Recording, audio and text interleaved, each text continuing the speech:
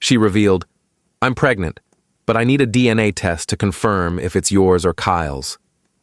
I responded calmly, "No issue."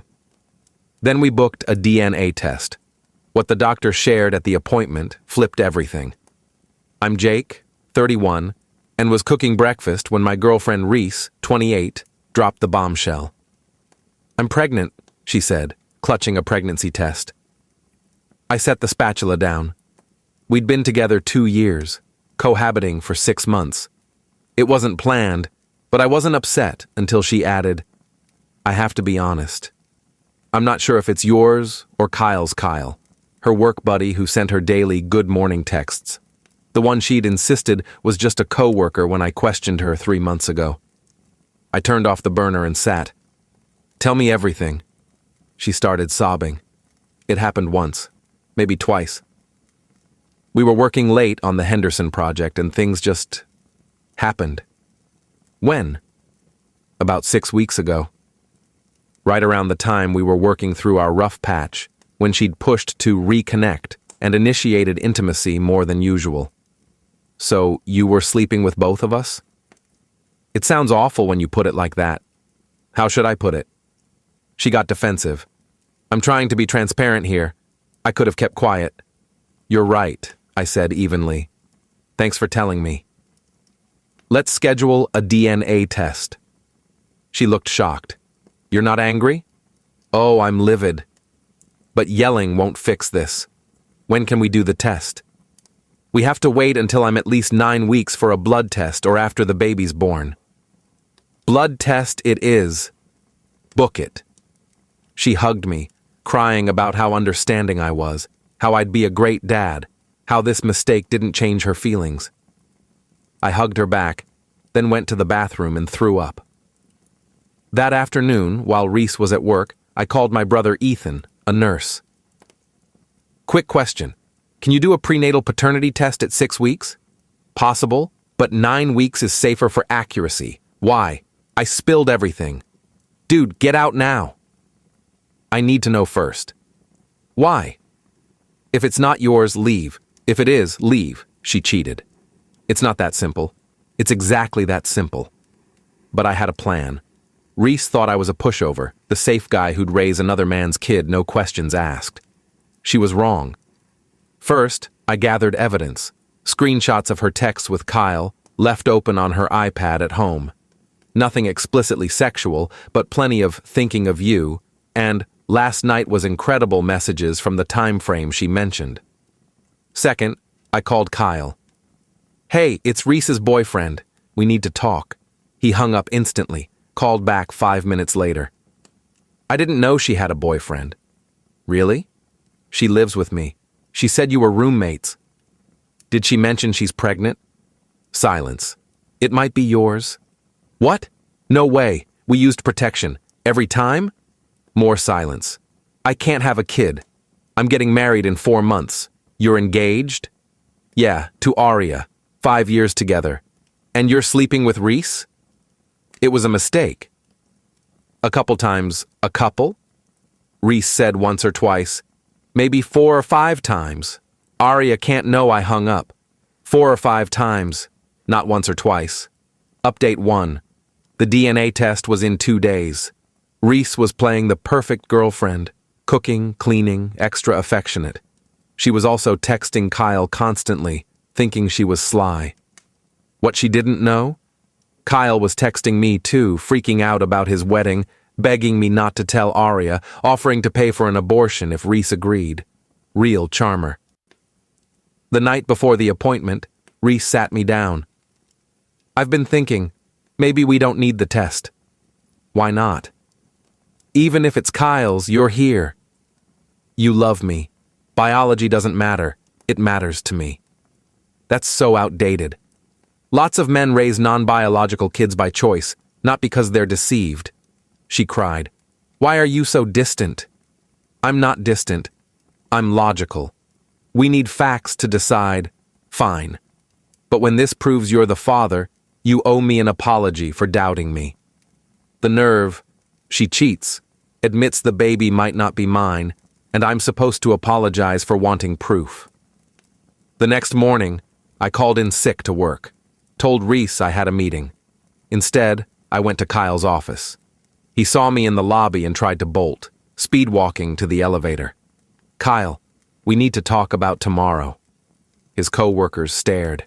He stopped, face flushed. "Not here," he whispered. "Then where?" "You dodge my calls." We went to a coffee shop nearby. He was sweating. "I'll sign away rights," he blurted. "If it's mine, I want nothing to do with it." "What about Reese?" "What about her?" "She's your girlfriend, who you slept with multiple times. She said you were basically done. We lived together. She said it was just for convenience that you were moving out soon." More lies. I was seeing the pattern. "Show me the texts where she said that." He scrolled and showed me. Reese had been telling him for months, we were practically roommates, that I was emotionally unavailable, that she'd leave soon. She'd been lining up her backup plan. Kyle if it worked out, me if it didn't. "I'm sending these to myself," I said, forwarding the screenshots. "Don't tell Aria. I'm not your relationship counselor, Kyle." "Tell her yourself he left looking sick." "Good." Update 2. We went to the appointment together. Reese held my hand in the waiting room, acting like a nervous mom-to-be. The nurse called us back, took Reese's blood, then turned to me. "Oh," the nurse said, checking her chart. "Mr. Davidson, we have your sample from last week." Reese's head whipped toward me. "Last week?" "Yeah," I said casually. "I came early to save time." A lie, but Reese didn't know. The nurse looked puzzled but professional. "I don't see a record." "Could you check under my full legal name?" she typed. Oh, there it is. Filing error, probably bless nurses who can read a room. Reese was suspicious but couldn't call it out without seeming paranoid. After the blood draw, the doctor. Martinez, an older woman with warm eyes, entered. "So, we're doing a prenatal paternity test?" "Yes," Reese said quickly. "Just to confirm." "I see. Mr. Davidson, you're a potential father?" "One of them," I said clearly. Reese nudged me under the table. "One of them?" Dr. Martinez raised an eyebrow. "There's another potential father, Kyle Morrison. He couldn't make it." "He doesn't need to be here," Reese interjected. "It's definitely one of you two." "Actually," Dr. Martinez said, "for the most accurate results, we should test all potential fathers." "Kyle's not available," Reese said fast. "Odd," I said, pulling out my phone. "He texted he's on his way." Reese paled. "You invited Kyle? We all need clarity, right?" 20 minutes later, Kyle arrived, looking like he was facing a firing squad with his fiancée, Aria. The waiting room got tense. "Why is she here?" Reese demanded. "I told her everything," Kyle said quietly. "She deserves the truth." Aria glared at Reese. "You're the homewrecker sleeping with my fiancé?" "I'm not a homewrecker." "I didn't know about you until..." "Until when?" "Kyle says you've known for months," Dr. Martinez stepped in. "Let's all calm down. Mr. Morrison, we need your blood sample." As Kyle followed the nurse, Aria called out, "By the way, Reese, I'm 3 months pregnant. So congrats. You might have given my baby a half-sibling." Reese's face was unforgettable. A week later, we returned for results. The tension was palpable. Reese hadn't spoken to me in 3 days after learning I'd brought Kyle and Aria. Dr. Martinez entered with the results. "I have unexpected news," she began. "Just tell us," Reese snapped. "Mr. Davidson, you're not the biological father." My heart sank, though I'd braced for it. "Mr. Morrison, you're also not the biological father." "What?" Everyone spoke at once. Reese yelling about faulty tests, Kyle demanding a retest, Aria laughing hysterically. "However," Dr. Martinez raised her voice, "there's more." The room quieted. "Miss Thompson, your blood work revealed something. You're not actually pregnant." "What?" "Your HCG levels indicate a chemical pregnancy, a very early miscarriage that wasn't viable. Your body has already processed it." The home test caught HCG during that brief window, Reese sobbed. But I had symptoms. Morning sickness. Stress and anxiety can mimic those, doctor, Martinez said gently. So there's no baby? Kyle asked, relieved. No baby. But the paternity test? I started. We tested fetal DNA in her blood from the non-viable pregnancy. Neither of you are the father, meaning a third guy. Reese was a mess. Kyle was stunned. Arya looked at me with something like sympathy. Who else, Reese? I asked quietly. I can't. Who else? There was this guy at the March conference. It was nothing March, 3 months ago, when she attended a work conference. Anyone else? She just cried harder. In the parking lot, Kyle tried to talk. Man, I'm sorry. Save it for Arya. Arya approached me. You okay? I will be. You handled this with more grace than I would have. I'd have torched everything, days not over. She smirked. Good luck.